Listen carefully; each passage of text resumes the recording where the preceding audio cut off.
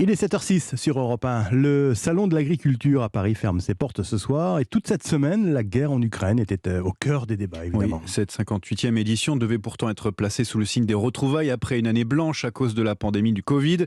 Mais le conflit en Ukraine a bouleversé le programme. Élise Dangean. Ce que nous sommes en train de vivre ne sera pas sans conséquences sur le monde agricole. Au premier jour du salon, Emmanuel Macron a donné le ton. Le président, qui a d'ailleurs dû écourter l'inauguration de l'événement, une visite express d'à peine 1h30 contre 12 heures lors de la précédente édition.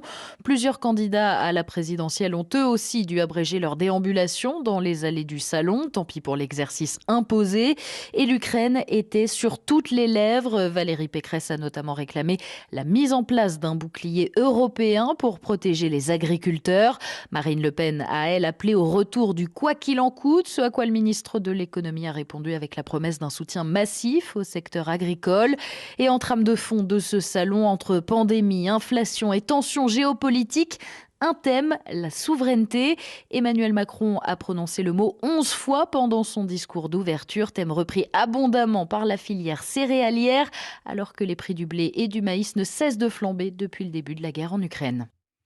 Élise Dangean pour Europe 1.